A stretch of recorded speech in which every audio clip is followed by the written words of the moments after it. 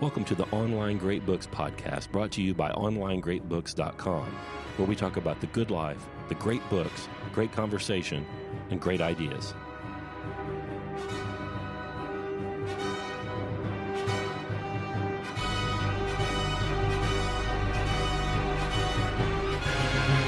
Welcome back to Online Great Books Podcast. Dear listener, this is Brett. I am the producer, and today Scott and Karl welcome Thomas Mirus from Catholic Culture Podcast to this discussion of the 1920 book Art and Scholasticism by Jacques Maritain. Today is a very substantial discussion that deals more with the contents of the book. So thank you so much for your time and attention. Thank you for listening, and we'll get right to it. You guys want to talk about beauty? Yes, please. One of the cool things about this, the way he starts with, just art, broadly speaking, and then talks about the fine arts is it's kind of like where he says later that, fine arts are to art in general as man is to the genus animal. It's like art in general is, but it's like more so. So the stuff he says about intuition, the stuff he says about connaturality and the kind of forming yourself into the thing that it's the object of your action. Those things are just like amplified when it comes to the fine arts, precisely because they're not being made for something useful. So they are kind of like, it's almost like the fine arts are able to be art more purely and properly speaking because they are just all about that formal end, rather than sort of, the formal end is the good of the object, but really it's to get these people across from, Carthage to Rome or whatever on the ship. Yeah, so art, we could start with the Thomistic definition of, he has a couple definitions of beauty, but one important thing about beauty, id quod visum placet. St. Thomas, who is as simple as he was wise, defined the beautiful as that which, being seen, pleases. These four words say all that is necessary, a vision, that is to say, an intuitive knowledge, and a delight. The beautiful is what gives delight, not just any delight, but delight in knowing. Not the delight peculiar to the act of knowing, but a delight which superabounds and overflows from this act because of the object known. If a thing exalts and delights the soul by the very fact that it is given to the soul's intuition, it is good to apprehend, it is beautiful. So that's a really great gloss on that which being seen pleases, because it immediately makes clear, when he says seen, Aquinas, when he says seen, he's not just talking about literal seeing. He's talking about an intuition of the soul, and he's not just talking about the sense of sight, although he is kind of limiting it to sight and hearing as the kind of the most intelligible of the senses. And then pleases, it's not just a sense pleasure, although it proceeds by means of a sense pleasure. It is ultimately the pleasure of contemplating a form in the soul. Our translation renders placet as gives joy rather than delight, but either way it works. Fine arts are not for the sake, so take my plumbing example.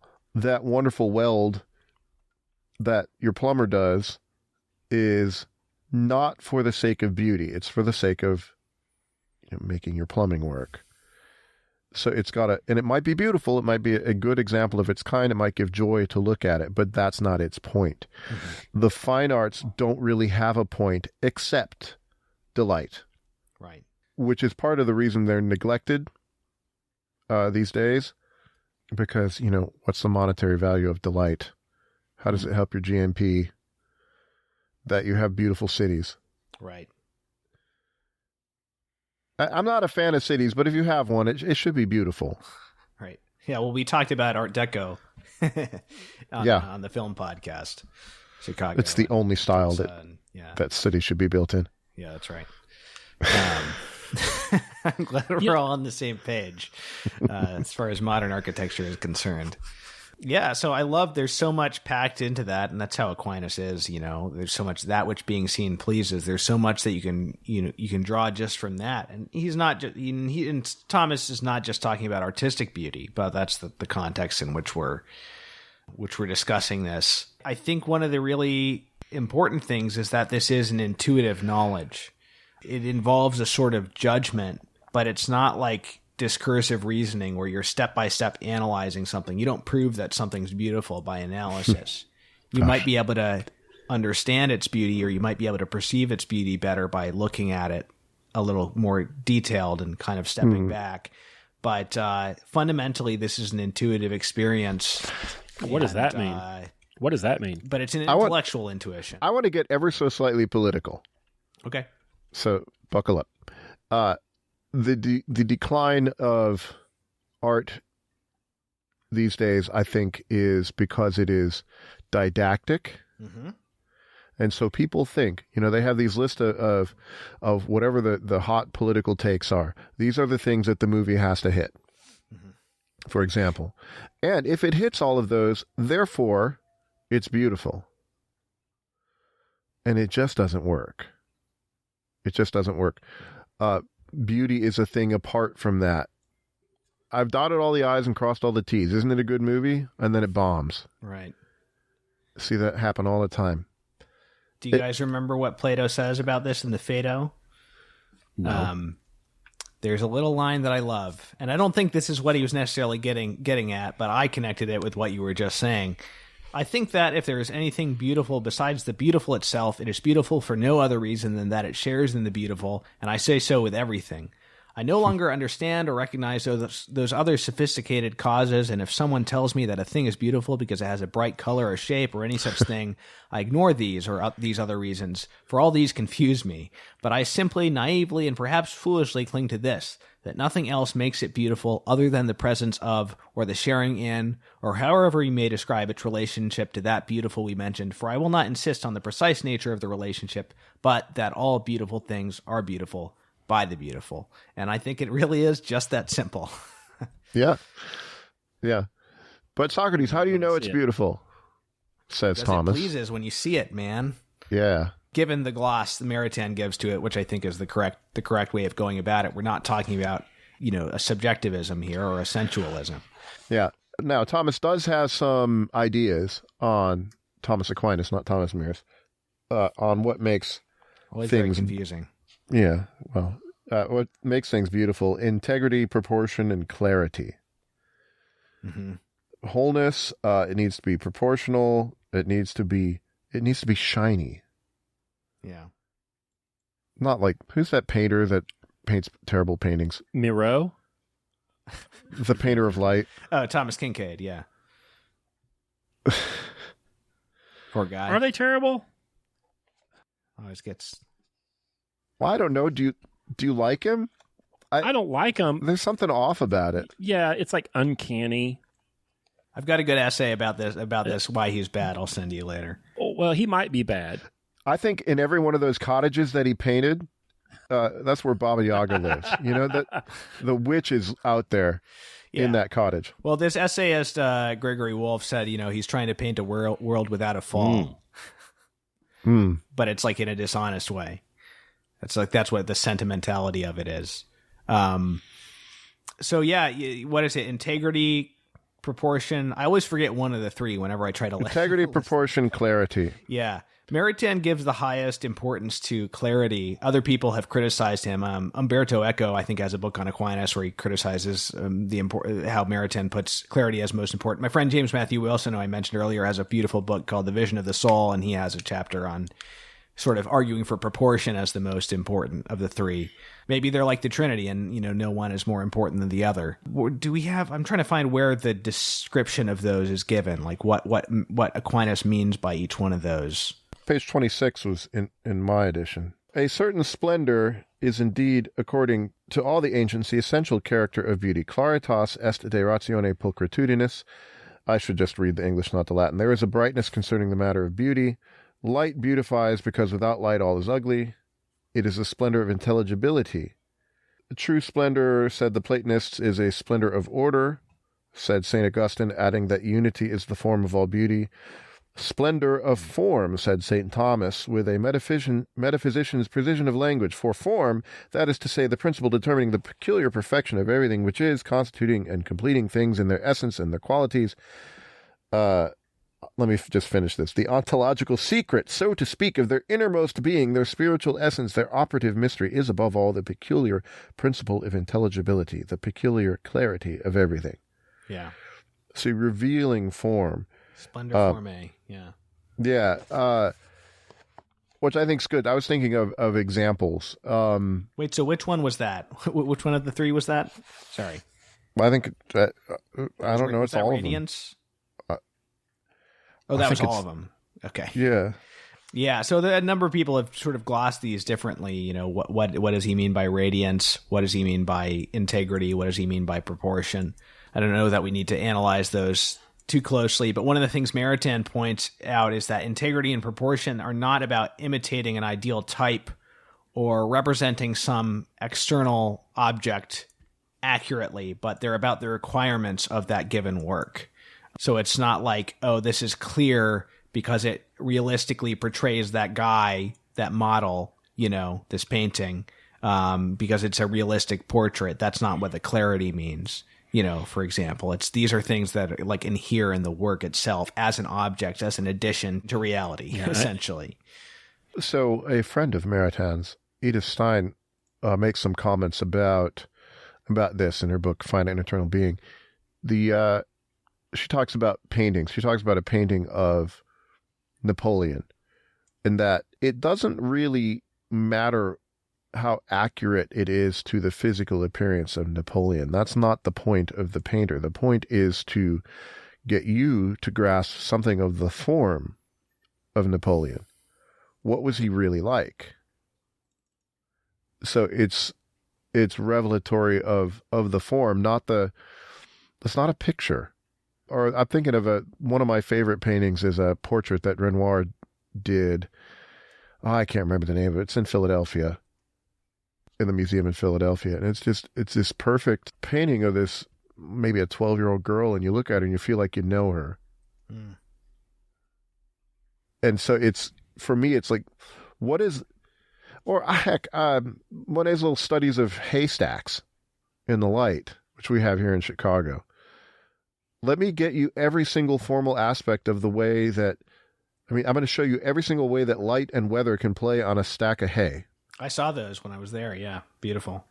So revealing to you the form of hayness, I guess, or something of the form of light and weather.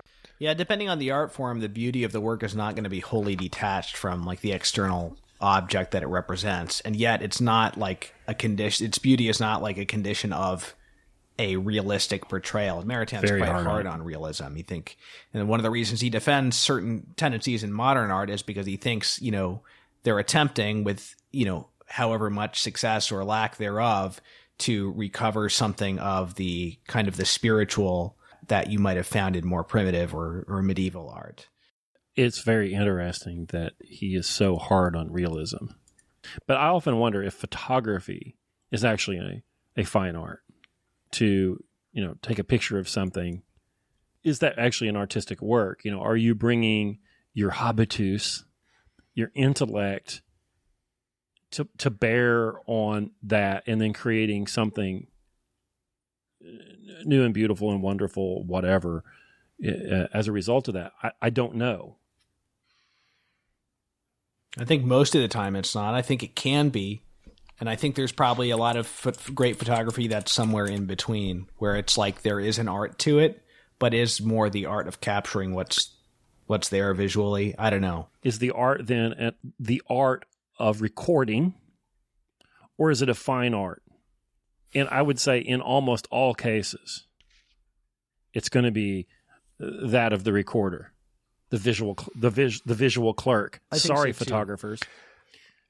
So if that's the case, then his humph. And it reveals a weakness in realistic painting, I would say. That's a service that I think that's right. Is rendered. You know. Now, Karl loves to take a photo. I do. I'm trying to look for one. That's where you're hearing me click. Bresson, that's the guy, has this photo of a bicycle going past stairs. He didn't create it. So it's not quite an act of making, but it's an act of recognizing that this is very cool. You know how the line of the motion of the bicycle follows the line of the stairs curling around, and it's just a neat little picture. I mean, he arranged it, even if he didn't physically arrange it. He arranged to take the photo at that moment. He saw something. It's like he made that moment into something that it wouldn't have otherwise been.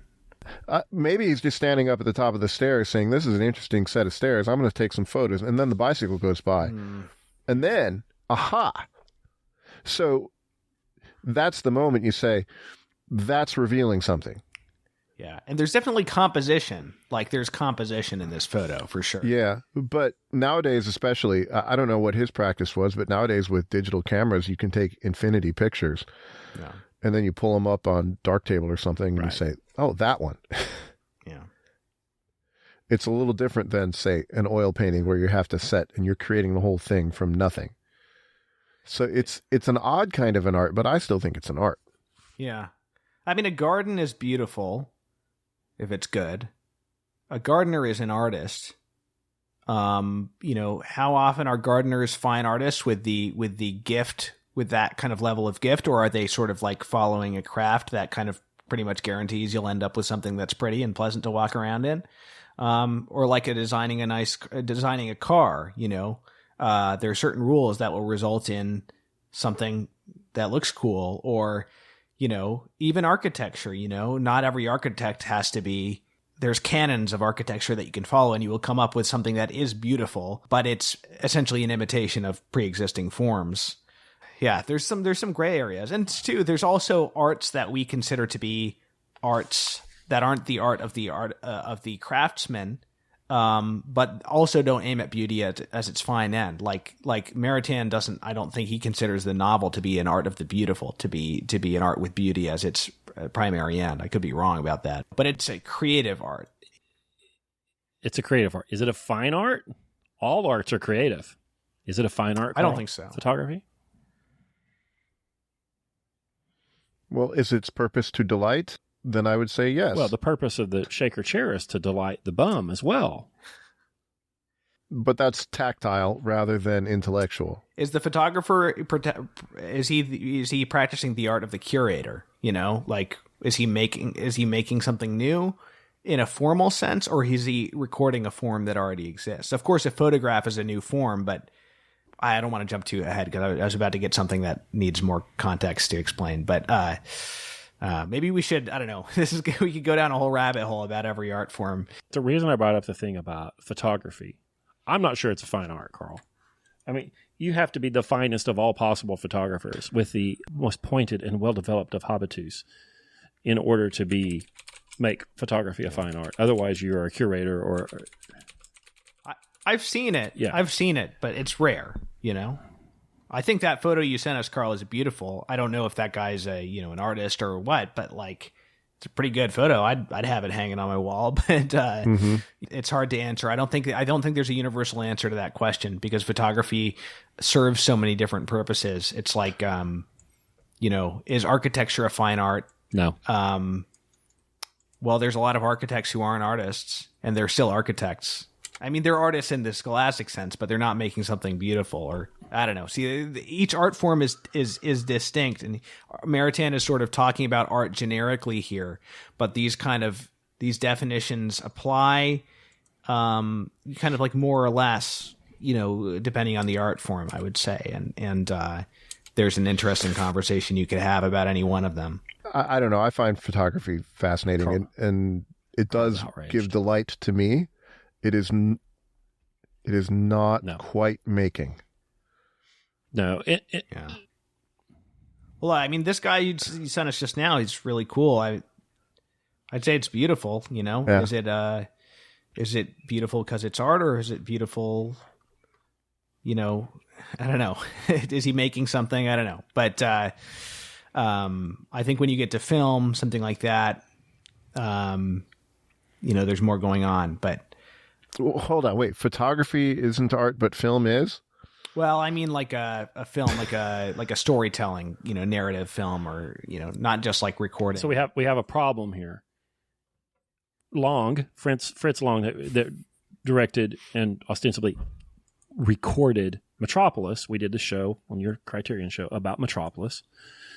Like, there's the act of actually, rolling the film and capturing the images. Okay, so that's one thing. But there is a creative fine art aspect, which was the set design, the costume, writing the screenplay, designing all of the lighting, all of that stuff. So if photography is going to be a fine art, I would say that the subject matter would have to be arranged and created. Like if you happen to see a child on a bicycle and snap that photograph that is captivating for whatever reason, you are a recorder and you are an able clerk. Poor Karl. But it may be that it almost requires the gift of the artist to do that, even if you're not making something, to be able to see, because there's a quote from Rodin in this book on how the artist sees with the eye grafted onto his soul. And so I think that there's a vision to be able to do really excellent photography that approaches the level of fine art, asymptotically, as it were. Like, you would at least have to have that vision. Even if you're applying it to something that is perhaps less than a fine art, I think that there's still something of the same gift at work. There's a war photographer. I think he got Capra. the famous photos from D-Day, and it's like something about, maybe. Photography is, being there and aperture of 8.0. That you be there, you take the photos, and I gave you a link to Vivian Meyer, who I think is the best photographer I've seen. And I'm not an expert on this. We have some members at OGB that do this for a living. I just do it as a hobby. You're walking around the city with your little brownie and you're taking pictures. You have to be connatural to the form, the beauty that's around you and the light, and figure, oh, that's a picture.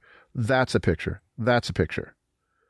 You're not setting it up. You're not making it, but you're taking what's there. You're taking a snapshot of being is how I think of good photography. A snapshot of being that, if you're really good at it, is going to be revelatory. Yeah, I mean, I'm willing to be somewhat generous here in my... Photographers would be mad at Scott, but I won't be. Well, I watched Birth of a Nation this weekend. Yeah? That was kind of intense. And I watched Intolerance like immediately after that. So I've just been... When you talk about photography, I'm just thinking of D.W. Griffith and all the interesting things that he was up to. Can we talk a bit about beauty as a transcendental? Sure. So a transcendental is this medieval philosophical concept. Probably, I don't know, it might even go back to Neoplatonism in some form, but it's a property of being. The idea being that there's all these things we talk about: goodness, truth, unity. Those are some of the commonly cited ones that exist wherever being exists. They are properties of being as such. And in their sort of divine source, they're all one. But insofar as we experience them or perceive them, they take on these different aspects. So beauty and being are one. Goodness, being is goodness, being is truth, etc. But we perceive them according to different sort of modalities. And so beauty, there's a debate over whether beauties are transcendental. Maritain thinks it is. I think it is. It's a property of being. Therefore, it's one of the divine attributes. Maritain, now he defines it as, he gives one definition being the splendor of forms. Some people will say the splendor of truth, the splendor of goodness. Maritain actually says at one point that beauty is the splendor of all the transcendentals taken together. But it you could say, you might say it's goodness insofar as it gives delight. Goodness satisfies the appetites of the will, but insofar as the contemplation of goodness brings delight to the intellect, that's like kind of the aspect under which we call it beauty. I don't know if I'm getting this right, but that's like my best attempt at explaining it. Yeah. Okay. So transcendentals, everything that is beautiful. Everything that is true. So I mean, you can go through these. Everything that is beautiful in that it gives delight. Everything is good in that it completes being or others. Everything that is true in that it can be known. Right. Everything that is one. So that's another transcendental. It's the least exciting one. And these all participate in being in lesser degrees and like what the scholastics would say by way of analogy. So like we don't predicate good of some finite object in the same way that we predicate it as God. There's actually kind of like an infinite gap there, and yet they're sort of taking part in this ultimate transcendent goodness being truth. What you're showing then when you make something beautiful, this is partly why I think photography qualifies. You're showing being, okay? The clarity, the integrity, and the proportion is revealing a form. It's revealing the beingness of the thing, which I think photography does well if you can do it right. It's just your medium is different, and you don't have to, you know what I mean? We don't need to get stuck on photography anymore. But here's where it gets very interesting, is that the first cause becomes, because that's the thing that most of all is, so God is that which is. Okay? That's Moses' name for God that was revealed to him. I am the one who is. Okay? That means that God is also the one who is good, and the one who is true, and the one who is beautiful. Yeah. And that's a game changer if you have this metaphysics going into your art, that God is beautiful.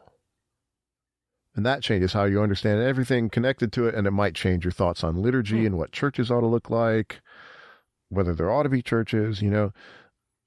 It's going to make you aware of where art, of what art is leading you to potentially, and also of where art is coming from, where real art is coming from, what it's participating in. So, is rock and roll a fine art? Probably not. Can be. I think you have to look at it on a case-by-case basis, honestly. Led Zeppelin's Whole Lotta Love. The Lemon Song. Man. I'm kind of ambivalent about Zeppelin. I like it, but like, you know. Well, so do I, but do I like it for the reasons that I like, Michelangelo's David? I'd have to revisit it to examine my response. Is it appealing to my passions, which is something that Maritain is not a huge fan of? As an aim, yes. As a direct aim. Yeah, as a direct aim. It can be an effect. There's nothing wrong with it. Its effect, so about romanticism, this is like page 61. Its effect is to produce emotion, but if it aims at emotion, at affecting or rousing the passions, it becomes adulterate, and another element of deceit thereby enters into it. So I listen to Whole Lotta Love, and I start thinking about Whole Lotta Love, and you have the thrumming beats of it, and the weird middle section, and all of that stuff, and the lyrics. Is it delight at its clarity, or is it It's arousing passions? I'm willing to say that Led Zeppelin's not fine art, even though I love them. Yeah. We could probably come back to this later, but I had a pretty transformative experience as to my relationship with music, back in my late teens when I started listening to Charlie Parker, and it fundamentally transformed what I thought the purpose of listening to music was, precisely because I didn't feel anything when I listened to it, and I had to listen to it because I was trying to study jazz.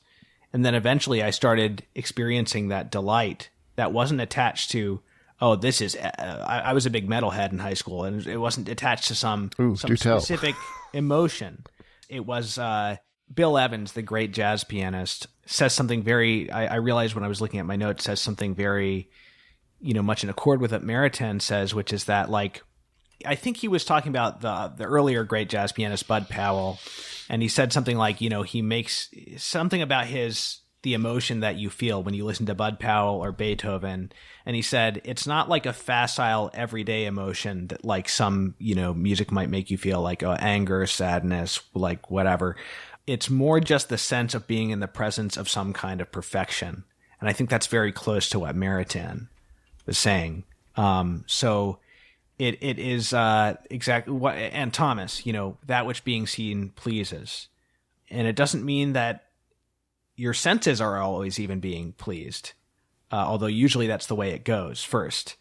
But your senses might be jangled while your intellect takes pleasure in a form, you know, it might be a painting of a bloody battle or, you know, or Shostakovich you mentioned, right? Jangling. So that kind of opens up. And when I started listening to Charlie Parker over and over again and singing along with his solos and just listening to it and like it was almost like taking a retreat, like an ascetic experience, because I wasn't feeling anything because I had no frame of reference in this style of music. Eventually I grew to appreciate the style, you know, in a more like sort of basic way. But that actually opened up like this vast world of classical music and jazz and folk music to me, things that I wouldn't have listened to before because they didn't give me that feeling that I was looking for, that feeling of like, usually like a feeling of like epicness or something. Yeah, we did a show just recently on the planets, which is a very accessible bit of classical music for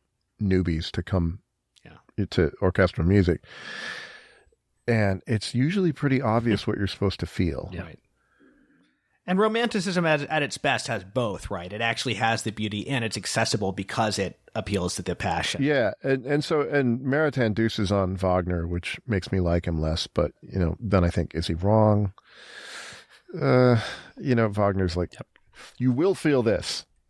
I will make you feel this, you know, with my musical power. And Hitchcock, too.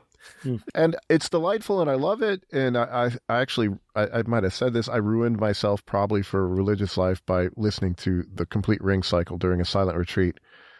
I wasn't silent. I was very bad. And he does that to you, but then go listen to some Baroque stuff, or listen to Bach, or listen to Beethoven piano sonatas or something. And he's not going to insist that you feel something. Although sometimes Beethoven does, but yeah, the cantatas, Bach might be, you know, going for a specific emotion, the passion. I love the fugues. Yeah, for me, Bach is like as close to pure music as it gets. You know, an instrumental piece by Bach, it is just pure form. Yeah, and you can float over it. And I can't tell you what, you know, dear listener, go listen to Unaccompanied Cello Suite in G major number 1. It's the one that everyone knows. If I have a feeling from it, it's simply joy. And it's not because of like how dissonant or consonant the music is. And some days it might bring me to tears, and some days it might make me super happy. Yeah. You know, right. Which I was getting you when you were talking about Charlie Parker. It's just so complex and cool and everything, but it's not emotional. Would you hear a little of Unaccompanied Cello Suite number 1? I think it's more about, I say it's more about motion than it's about emotion. Yeah. So this is more about feel than it's about feeling. Scott is going to cue up the piece I'm talking about. Yeah. Are we going to play this in the show? Yeah. Okay, now I'm mad. I can't hardly hear this without Why are you thinking mad? of a damn Maxwell House commercial or something. This is like the ultimate. Scott. This is like the ultimate.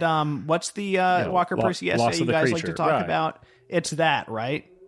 It's essentially that secondhand. Oh, you need to discover this. So the way you need to listen to this, Scott, is that you need to like be crawling across a field, and I'll just shoot a rifle over your head, and then you'll come across it, and you'll hear it as you're in peril for your life, and you'll finally be able to hear it for the first time. Right. Yeah. And I do know the thing before, you know, the commercial people effed it out. But that bugs me so much. Yeah, but it's beautiful. I mean, I appreciate it. And even that first prelude in the Well-Tempered Clavier, it's like, I've heard that a million times, but man, if you just listen to how he changes one note at a time, it's like amazing. Mm-hmm. So I think this like thing about emotion is very important because we are mired in emotionalism. So you were talking about sentimentality. Didactic art. You were talking about didactic modern art, and it's like everything is these two extremes in modern culture. It's like one of two. It's like the angel bestialism that Walker Percy talks about, right? In Love of the Ruins, which I read recently. It's like it's either super conceptual and detached from intuition, or it's like just the intuition of like base won't you emotion. Think of the children? You know, that's the guiding principle of a lot of art.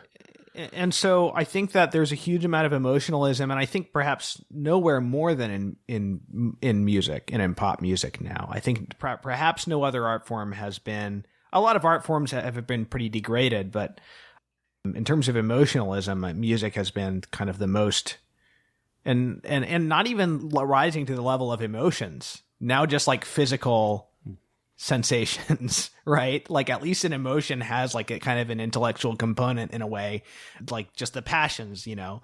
Mm-hmm. So it's important for people to get beyond that. And that will also help people to be willing to go beyond out of their comfort zone and be willing to try something that doesn't just tweak them in an immediate way and beat them over the head, which is another phrase Bill Evans used to talk about, pop music.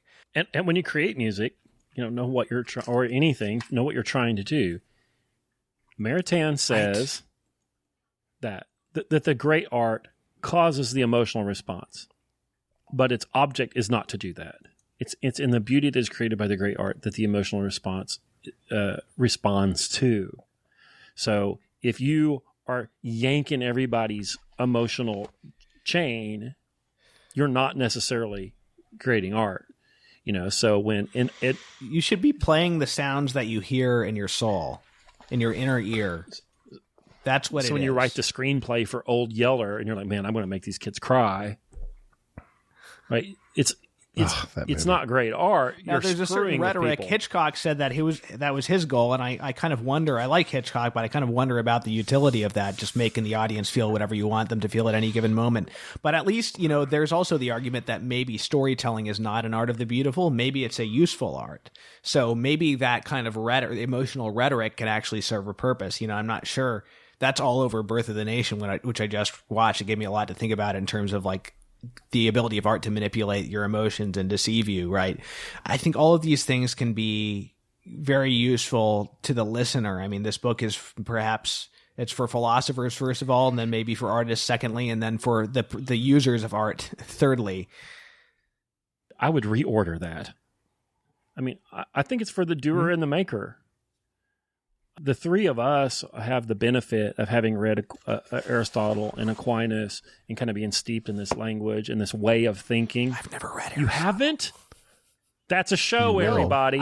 See, here's the thing, Scott, is I've actually gotten most of my Aristotle and Aquinas secondhand from reading like books like this on art, essentially by Thomistic philosophers of art. Thomas, where are you in the program? What are you reading now at OGB? We're finishing Thucydides, which I'm thankful for. The Sicilian campaign was amazing. The rest of it was a real slog for me. So we're getting back to the Timaeus. You should just read a book about it. Excited about. Yeah. Your name is Thomas. He'll be getting to Aristotle very soon. Yes, I'm named Thomas, but I'm named after Thomas More, and Utopia is even further off in the distance. Oh, well, I've been taught about Aristotle. I just have not read Aristotle firsthand. I've read articles from the Summa. You're going to be loving it because he's already singing. He's singing your song that you already have. Can I go to the converse of this? Because I mentioned this angelism, bestialism, right? So the converse of this is that it's also not conceptual. It's not emotional and it's not conceptual. Did you guys read the footnotes? I tried not to. I did not. I'm sorry. Maritain's footnotes, a couple of them are like a couple pages long, and they're really, really good and have some really key stuff for me anyway. So going back to this, that which being seen pleases, that this is intuitive knowledge is hugely important for a couple reasons. First, just to give one of my thoughts on it. Oh, wait. So actually, just to wrap up the transcendental thing, because one of the reasons I brought it up, is one of the implications that everything in existence is beautiful. And when you're talking about art, some people I've heard some people object, well, beauty can't be a transcendental because not every work of art is beautiful. That's upside down. But like every form has a splendor, but not every work of art is a form that's greater than the sum of the forms that make up its parts. So sometimes the beauty in a bad work of art that's not really a work of art might just be the beauty of the colors, the individual colors that makes it up, but it's not greater than the sum of its parts. That's how I would explain that. So like the actual thing, the actual materials that the artist is using, they are beautiful. It's just that he didn't succeed in making a form that coheres. Well, and it might only be beautiful in that it covers up that spot on your wall. You know, I feel like that's a lot of the art of mural is just to cover up ugly buildings. I mean, murals are great, but like I live in the city and I'm like, that wouldn't have needed a mural if that was a beautiful building. that was a New York thing you just said, by the way. A New York thing. Oh, yeah. I live in sure. the city. Which city? Oklahoma City. The city. I didn't just mean, I meant cities generically, but yes, fair enough. They do the same thing in San Francisco. Sorry, just so to go to the thing about intuition, in my opinion, one of the great things that there's a number of great things that contemplating beautiful art does for us. One of them is giving us an experience of doing something for its own sake, which is kind of like a foretaste of like the ultimate contemplative end of man. Another of them is that because we experience art through the senses, yet in an intuitive way and not via abstraction, it's this very unique form of knowledge for human beings. And in my opinion, it's that form of knowledge that brings us, of contemplation, that brings us closest to the angelic mode of knowing, where everything is known in a flash of intuition, even intellectual matters. Because it's a spiritual knowledge. Our knowledge of beauty is, our experience of beauty is spiritual, but it's without abstraction, it's without discourse. But it also most fully integrates the animal and the spiritual sides of us because they're working together seamlessly. And it's not like I have this sense knowledge and now I have to abstract from it and do like a syllogism to make something of it. It happens in this like unified flash of experience. Yeah, there's a lot in there. So there's some Thomism to unpack there. So angels, if there are any such thing, are intellectual beings. Okay, I'm talking to the audience here, and since they are not material, they don't know things through discursive steps of logic. The things that they know by their nature. Okay. And St. Thomas says somewhere that things at the highest things of the lower orders imitate the lowest things of the higher orders. So like a really smart dog is a little bit like a has some human type actions. Like a dumb person. Like a really dumb person. So the heights of human activity approach angelic. And so even if you don't think there are any angels out, dear listener, you can get what we're getting at here, that you see the beautiful work of art. You're not sitting there thinking, this must be beautiful because it contains, these 5 qualities that make good art. No, you're being bowled over by beauty. You're getting it in one look. Or let me compare it to the master craftsman that Scott was talking about earlier, the guy that comes out to your job site and says, do this. Probably isn't thinking about it in a discursive way, but is seeing the land and saying, this is what it needs in one go. Uh-huh. That's approaching angelic. Right. And that's what great art can do for you. And, for the Christians out there, Maritain's also going to make an analogy between art and grace. And he sort of inspiration on the natural level and grace on the supernatural level. And he's also going to say in a number of different places that kind of the contemplation of beauty is kind of the closest thing we get in the natural order to mystical experience, in that it's analogically speaking in how they operate, not in their end, but in how they operate, because they both proceed so intensely by like purely by connaturality, where you become like one with the thing that you're contemplating. I think he says that like the mystic knows everything through love, whereas the contemplator of beauty, it kind of goes in the reverse because he's stirred to love by the beauty of the thing, whereas the mystic like almost proceeds directly into everything else through love. But I don't know. I thought that was worth saying because like it gives a sense of how, yes, like we're talking about a virtue that seeks the good of the thing made, but it also has all these analogs to other parts of human experience and helps us to understand like the value of simply looking at something and contemplating it and not having your head filled with thoughts, for example. Yeah, thoughts get in the way of beauty.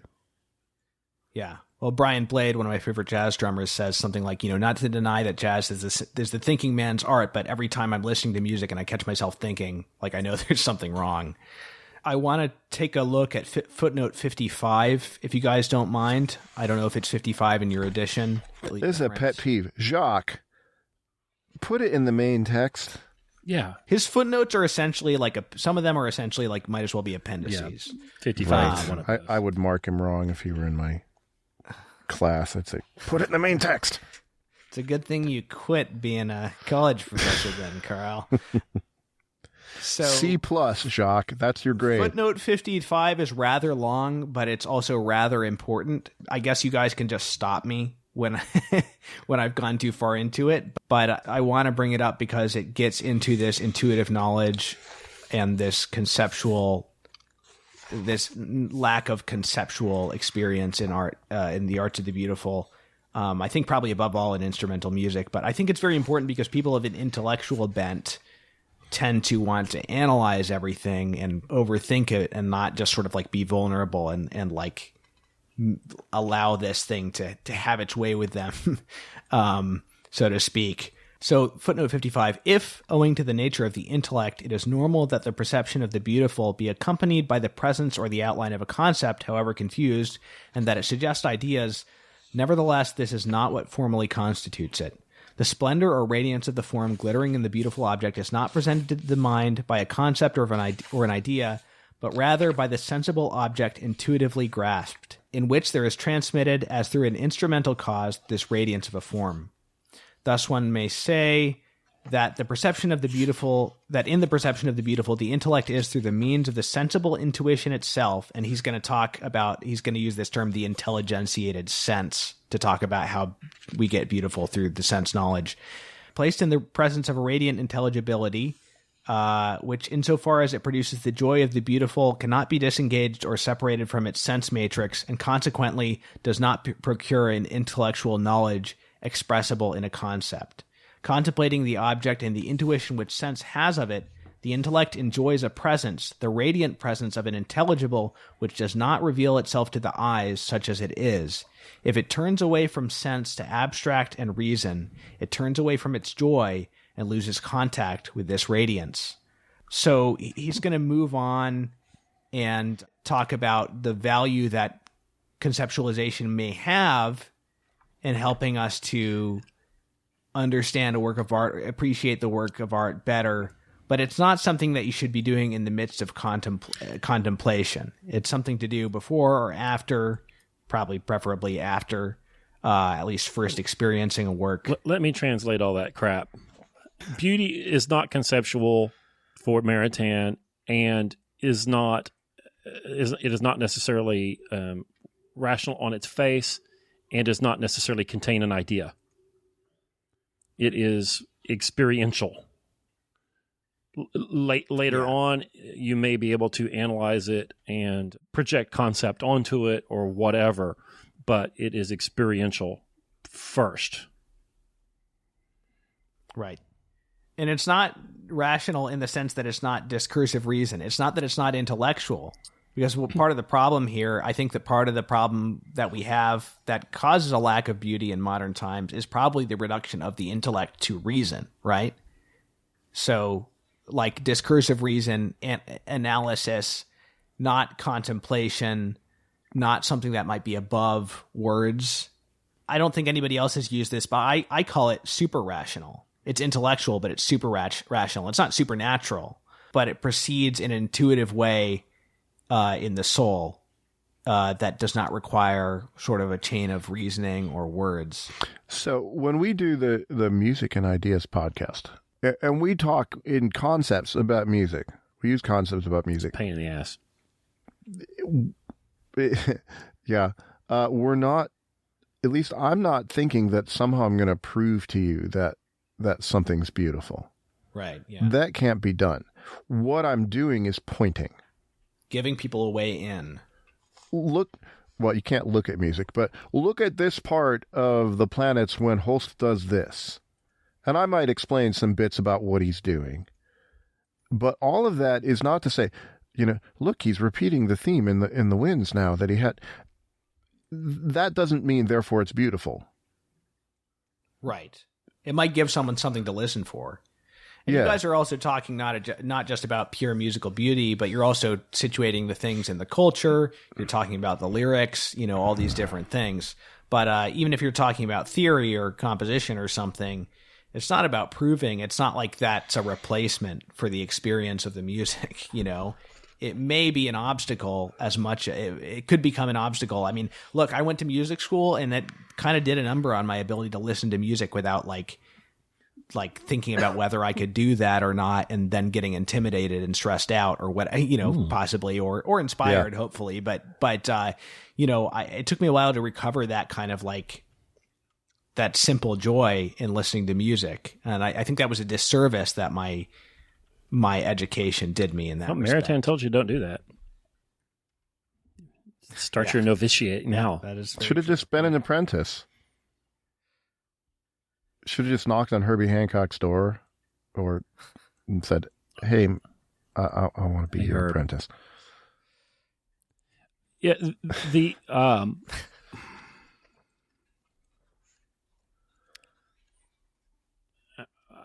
trying to be careful, so I'll quit doing that. The normal dude in the United States is not equipped to deal with art. Right? Because we try to put a concept on it, whatever that is. Like, why are people buying this? Like, what's the value of this? What's the economic value of this? Why are they doing it? You just spurg out with, trying to put a rational framework on fine art that will then allow you to, put it in a cubby hole with all the other objects you hold in your mind, with all the other concepts you hold in your mind. And I don't know if that's a new thing or not, but I know it's real. That's a real problem that we have, which is why I hate ballet, because I can't figure out anything about it. Like, it's the most absurd thing I can imagine. Conceptually, it's insane. But I understand that some people watch these women walk around on their toes and are moved by it. It is completely inaccessible to me. But I also know people, a lot of my friends are engineers, who they cannot get anything out of Miles Davis or Bach.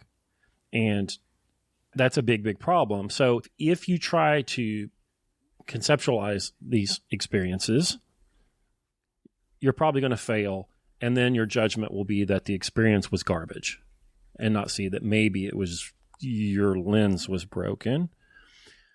And it will probably make you very susceptible to that stuff that is just strictly emotive, that stuff that's just supposed, it's got jump scares in it, and it's just there to mess with you. And that's not good. So beware. But you've got to be wary of that as a modern dude. I was going to shit on Glenn Gould, but yeah. Oh no! How? I love Glenn Gould. Everybody. He's the only person I'll listen to play Bach on the piano. Oh my God! He is the Elon Musk of piano. Everybody's like, "Oh, he's brilliant." He's not. He's terrible, Thomas. No, Brandenburg Concertos by Gould is painful. He is so wooden. And he is, I don't think so. I think he's rhythmically like propulsive. Repulsive? No, I'll listen to Glenn Gould on piano, and if it's not Glenn Gould on piano, it has to be someone on harpsichord. I will listen to nobody else play Bach on the piano. Well, I stand by it. He is the Elon Musk of piano. He's my favorite classical pianist. Granted, I only know like 2 classical pianists, but that's like saying Budweiser's your favorite beer. You need to drink more beer. No, it's not like saying Budweiser's I don't know. Your favorite beer. Listen, I drink all those sour beers that you guys have such contempt for. I'm far gone. Yeah, these metropolitans, Karl. Only craft beers for me, thank you. So on Saturday nights, we often have gatherings here at the Hambrick place. It started out with like a few kids, and then there are my kids' friends, and then their parents would come, and like we had 24 people here last Saturday, and we set out these tables out in front of the building, and it gets dark, and I light some kerosene lamps, and a card game goes over here, and then there's a chess game over there, and then other people just talking over here. Well, some new people showed up last weekend.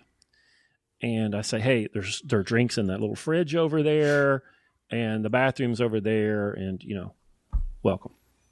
He goes over to the fridge, and the guy comes back. He's like, I don't know who would buy a Busch Light. I said, dude, it's my fridge.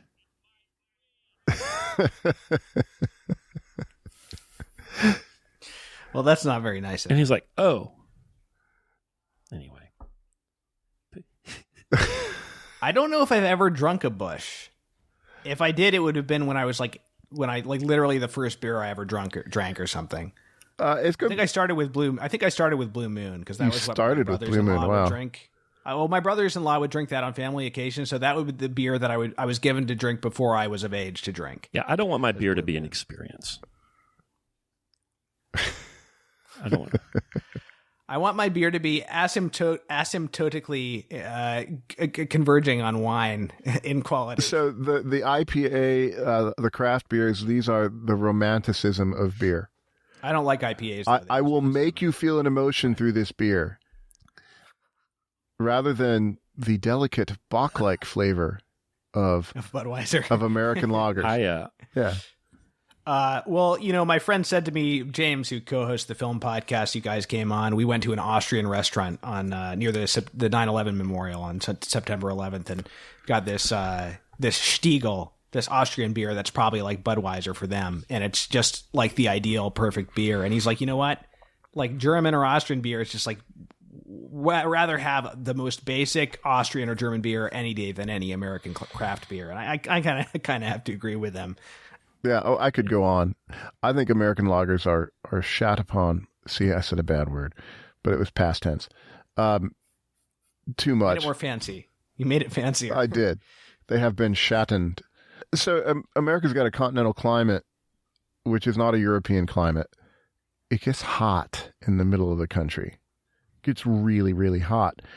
And the beers that were developed, I mean, there's historical reasons, but a Busch Light on a hot day in Oklahoma is the beer to have. You don't want to be dazzled with complexities of flavor. Yeah. You're thirsty. The colder the better for that sort of thing. Yeah, the colder the beer is. And especially when you make a red beer out of it like I do anyway. Yeah.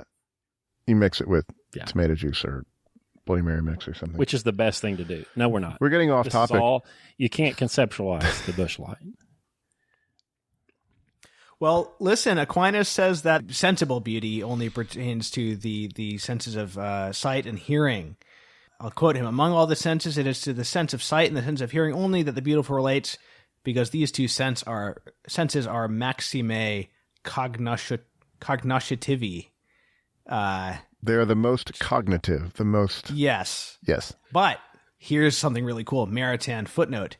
It is permissible to conjecture that in glorified bodies, all the senses intellectualized may be of use in the perception of the beautiful. And I was like, that sounds awesome. So when we're all raised from the dead in our glorified bodies, our sense of smell might be just as intelligent. Go smell a symphony. Yeah, exactly. That sounds awesome to me. I bet Glenn Gould smelled bad too. No, man, he was a germaphobe, so he probably smelled like musk. Like a baby's butt, man. I can't get over him humming while he plays the stuff. Oh, it's better than Keith Jarrett's humming, though. Yeah, perhaps. Yeah, he's at least singing. He's actually singing, not just grunting. I have his Goldberg variations. But I have other Goldberg variations too. Yeah, I just have the well-tempered clavier and the 2- and 3-part inventions, but that's like all I've needed so far because there's just so much. And my current favorite pianist is, I probably could pronounce it wrong, Evgeny Kissin. Yeah, I've heard good things. He was young. He did a performance of Mussorgsky's Pictures at an Exhibition. You can find it on YouTube. I never knew a piano could do that stuff. It's just fantastic. Highly recommended. Glenn Gould kind of did have the personality of an Elon Musk. Yeah, and everybody just can't stop blowing hot air at him either. That part too. I wrote a paper on Glenn Gould's approach in the studio, which is really fascinating. And there's definitely something of the tech nerd to his approach. But the music robotic and wooden to me are just pretty much unsurpassed. Well, this book, I'll go back to it. You said that, it's for the philosopher first. I don't think so. I think it is for the maker. I really do. If you are a maker, if you build cabinets, if you paint, whatever, I think this is worth your time. If you don't read this kind of stuff, if you don't have the sort of the bones of Aristotle and Thomas in you already, where you don't know these words, you don't know what the causes are, and some, what a telos is or a final cause and all that, it'll bump you, and it'll be rough sledding for a little while. But I think it's worth it for you. This guy loves you for what you do. He says that the ennui of the modern world falls away at the doorstep of your studio or your shop, and people that have made things and done real things know that that's true. And he glorifies the regular maker in the book, and he glorifies the fine art as well. And he's able to do both without denigrating one or the other. In few of the last 60 years, and this is before that, but can do that.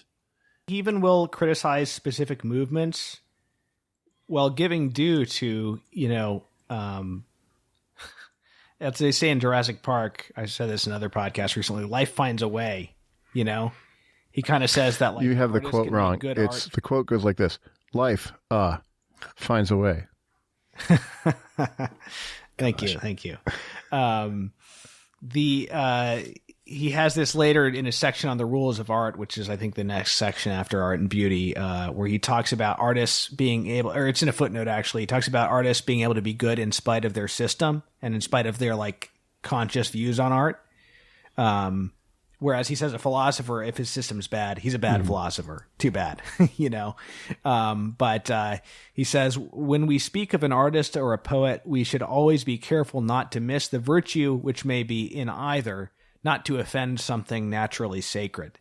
And I think that sensitivity that he has is one of his greatest strengths in approaching art as a philosopher, that he is able to give everything its due, which was really, so much of what makes Aquinas great as well. But Maritain's able to do this also in regards to the historical art movements of his time. He's able to see, where Cubism gets it right and where it gets it wrong. And, what surrealist artist makes something beautiful in spite of the fact that his system is based on a lie that situates the source of art in the subconscious instead of, in the soul.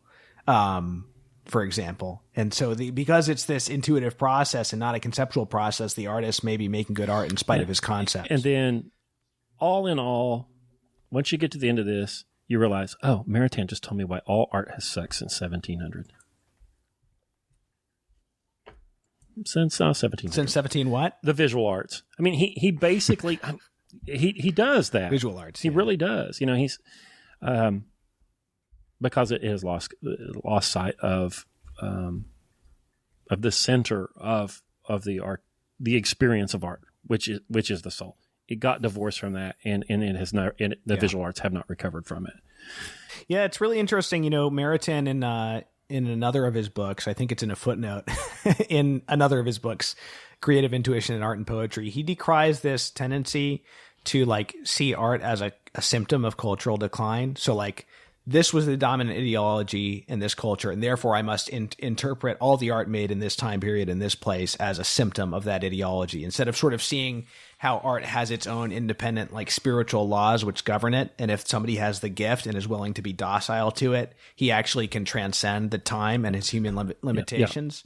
Yeah. Again, that's one of his great strengths. it also applies to looking at the different art forms. So like the different art forms follow different historical paths. And I would say music, like in some ways, Bach, Bach dies in 1750, right? 1685 to 1750, I think. So Bach is flourishing, during the Enlightenment period when philosophy is taking a nosedive. But I don't think Bach's music is good because it's the Enlightenment. I think it's momentum that started in the Catholic Middle Ages, going through chant to polyphony. And actually, I don't think it reaches its peak in Catholic polyphony. I kind of think that the closest equivalent to Aquinas and Dante in music is this Protestant musician, and that's a remarkable thing. And it goes to show you how art transcends like the conceptual system in which it exists. Just because he's Lutheran doesn't mean he's bad. Right. Well, there's a lot of great Lutheran, church music too, but sure. What are we going to read for the next show? I don't know. Boethius, guys. Boethius. I'm reading Consolation of Philosophy for my home book group for next month. Oh, nice. You guys only read modern things on here. What's up with we that? don't. We try not to read anything that's on our list at Online Great Books because we don't want to. Yeah, I see. That makes it harder. You did Gawain. That was good. It was a fun show. And we did some things early on that we cover in our Online Great Books program, but we tried to kind of stay away from those as much as we could. But Karl, you got to have some ideas. Well, because what would happen is the wonderful people that join us at Online Great Books, which you can do at onlinegreatbooks.com, right? Nah, am I missing a / or something? Yeah, tell my listeners about it because I already told your listeners about my stuff. Oh, yeah. So we have this thing, Online Great Books, where we send you books, the great books, and you read them. And then we host seminars for you that you can do in the privacy of your own home.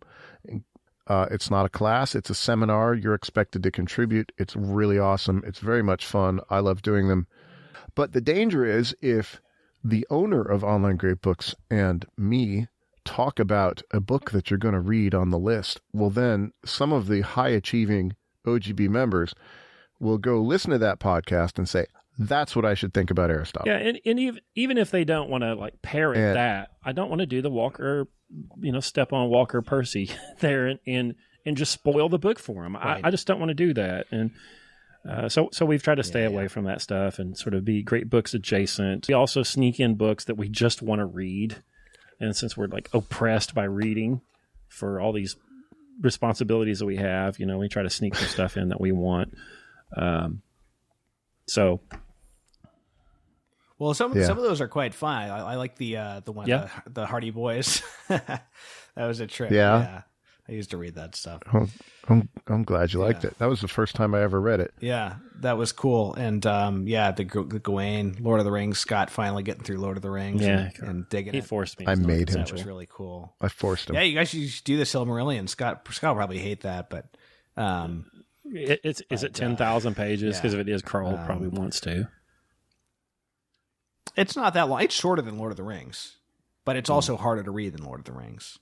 It's written in the style of the Bible, but it's more like the length. It's more like the length of one of the volumes of Lord of the Rings, probably. It's got some high points, but it's a little weird. I don't know. I honestly came here. I didn't have a book in mind. I forgot my number one task when doing a podcast with Scott is I need to know what the next thing is. But you'd suggested that thing about, what was that, 10 Acres 10 and Acres a Mule book? Enough by Edmund Morris. Yeah, we could do that. I thought that might be fun. Edmund Morris. Oh, I was thinking William Morris. Morris. That's different. Yeah, we could do that. Yeah, it's not a book of ideas. It's more, I don't know, maybe it is. They all are, aren't they? Maybe. Yeah, we can do that. We can read 10 Acres Enough. It was written, I don't know, about 1865 or something like that by a guy who was a mechanic in Philadelphia. He called himself a mechanic, so he was working on steam engines and power plants and things for people that were in manufacturing business. And he left all that behind and bought an 11-acre farm in New Jersey, and it's about how he did that and how he and his wife managed the home, the oikos. Yeah. Practical distributism. Did you guys ever do Xenophon's Economicus? Mm-mm. Sorry, No, you we just have made me not. think of that. That's really fun. No. That's really fun. Yes. Yeah. Sell it. Yeah. Well, okay. So the part that I remember, so it's mostly because it's Xenophon. It's a Socratic dialogue by Xenophon, and Socrates is a little less Socratic in the Xenophon dialogues. So he's mostly listening to this gentleman farmer and just asking him questions and learning from him about how he manages his household so wisely. And I just remember the part where the gentleman farmer explains how he convinced his wife to stop using cosmetics, and I just thought it was like so awesome. It's was really it because great. they're It's fraud and she delightful. shouldn't perpetrate fraud? Is that why? Essentially, but he gives this great argument and like totally wins her over. And he's like, well, instead of, doing that, you should, exercise yourself by, caring for the household. And then your skin will have a nicer, tone and like, it's funny. It's delightful. It's true. It's good. Here are a couple others, Karl. I had a guy recommend The Conquest of Bread by Kropotkin. Kropotkin.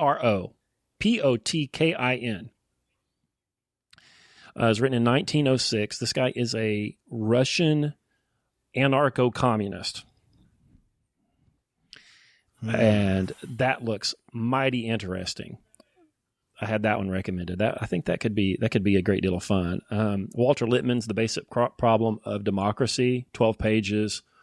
Lippmann was a a monster that was a big influence on Bernays. The Basic Problem of Democracy.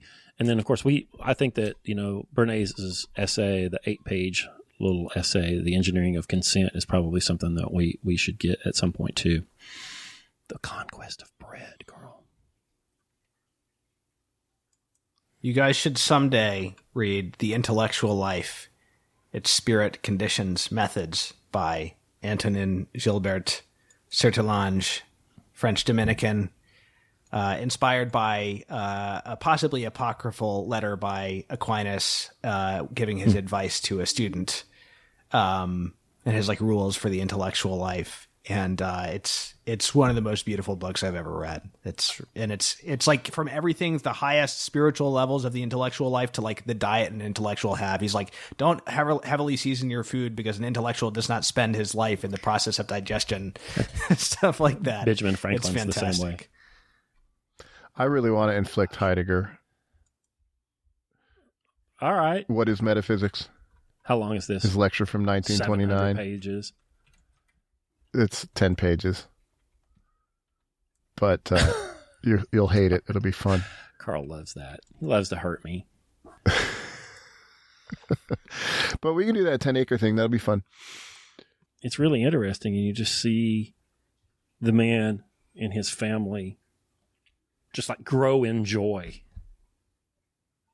as he tells the story of them doing this. It's a delight. And it's just a very smart guy, but just a regular guy, just chronicling what he did without any flourish. It's just an honest account. Yeah. It's good. Practical art. So I think you guys liked this book. That's the impression Art I and get at the end of Scholasticism? this discussion. Yeah. Yeah, I like it. You never had you didn't criticize a single point he made, so it sounded like you were just Well, I am 'cause of other suspicious, and I don't stuff. trust him any farther than I can throw him. I'll take what he wrote here, but he's on my brown list. He's going to have to be real careful. He's going to be very. What other colors do you have? That's the longest list. And why is it brown instead some of yellow? people call it the shit list. But so he's I on the see. list. You did, and I brought that on myself. I do like this book. It was really hard for me to get through though. Like stylistically, I mean, there are nuggets in there. The thing about crossing the threshold of the studio or shop, and the chunk that Karl read about beauty. There are some wonderful nuggets in here, but most of this is just it's really dry. It was very difficult for me to get through this. It was difficult for me to hold my attention on it and to digest it. Part of that is because the universe is oppressing me right now, but some of it was his fault. For sure. I read this thing for the first time when I was probably like 20, and it was my first thing by him. A lot of the terminology went over my head, and in the past decade or so, I've read a bunch of his other writings on art multiple times, and so coming back to it now, which was just my first time revisiting it since the very first time I read it, it was a lot easier after getting all this other Aquinas sort of by osmosis through other writers. Yeah. It was easier to approach. Yeah, I liked it because I already pretty much agreed with it, but my critique, which I didn't do too much, I did a little bit at the beginning, is there's so much metaphysical framework that's required to get what he's talking about that I think is just so foreign for most people. I had a comment here. I was going to talk about why Christian rock is terrible with reference to this book. Well, he has a whole section on Christian art that would give you... Yeah, which it's all right. Discussed like half the book in depth, and then touched on a few other points. Yeah, but I wrote a note. I said, do we need pagan art? And what I mean by that is as a propedeutic, as an introduction to beauty itself. You know, I think it would be like to be able to recognize it independent of its subject matter. Yeah, I mean, some of the people on the right are getting very much into aesthetics these days, and they're not Christian really. Right. But I think it's still a good thing. Mm-hmm. But you know, like the all of the right wing bodybuilders, you know, to a large extent, a lot of them aren't. But you know, Phidias existed. Okay, the Greeks had fine arts, and they prepared the way for other things to come. So, you know, I think a general sense of beauty, I think you're an ally. You know, I think we're metaphysical best friends if you believe in beauty. Well, we already do that with philosophy, right? And, you know, Catholic seminary, your first 4 years of philosophy, you don't even study theology until your fifth year. So maybe the similar thing with... and actually, that's one thing Maritain says in the section on Christian art. He's like, even if you're going to be working in sacred art, don't like jump to that right away. Like, learn your craft and just make art. Yeah. Just because you're a Christian doesn't mean your art's not going to suck. Right. Carl, let's read 10 Acres Enough, and then let's read your Heidegger, What is Metaphysics? Because everything is metaphysics. Like, if you don't know what stuff is, you can't think about it. You know, you can't think about it properly. You can't act properly. And most of the problems that we have, I think, are basically metaphysical. You know, most of the political problems. Well, and if Heidegger's of any value, he's of value in pointing out the hiddenness of metaphysics. So let's do that. In the modern age. Can I make a quick recommendation to your listeners? If this book sounded intimidating to you, but you're interested in the subject matter, this is Maritain's most technical and most heavily explicitly scholastic work on art. The easiest one to read is The Responsibility of the Artist, probably partially because it's basically lectures he gave. It's much less technical, and I think people would really enjoy that. The Creative Intuition in Art and Poetry is his last big work on art, and I think that's from the early 60s, and that is great. And it's not super scholastic, but it's also pretty, like, almost esoteric in some of the language he uses. So I would recommend The Responsibility of the Artist. It's quite short, and I would say quite an easy read. And it's like basically expanding on the stuff in that last chapter on art and morality. Yeah. Okay. Always. Thanks, guys. This was really fun. So much for listening. Go subscribe. Some of you haven't subscribed. If you've listened this long and you haven't subscribed yet, I don't know what to tell you. And then also go listen to the Catholic Culture podcast. It's not all what you think it is. And if you're Catholic, you should be listening to it anyway. And if you're not, don't be scared of it. I'm not Catholic. They have me on there. It's crazy. I've been on the Catholic Man Show. Yeah, well, you guys will have to come back and do another movie with us on the Criteria, maybe early next year or something. Mad Max Fury Road? That I freaking love that movie. Do you like that movie? Yes. I've watched it so many times now. It's so great. Oh man. We probably will discuss it on something just because I actually watched the trailer recently again, and I actually like teared up, not because of any, goes back to that emotion thing we were discussing. It wasn't because of any emotion the trailer made me feel. It was because I was just so stoked that something so excellent was made in my time. I actually got that. Mm-hmm. Yeah. I watched it. Yeah. I don't know. I'm like, I didn't get it. It went past me. I don't know. Didn't get it? I don't know. All right. Well, there's that. Go check this out. If you make stuff, you should care about why making things are good and how to make things good. Which is not to say necessarily well, but make things good, make things that are good, and make everything better. And I think he can show you a way. So go check that out, and we'll talk to you in another couple weeks.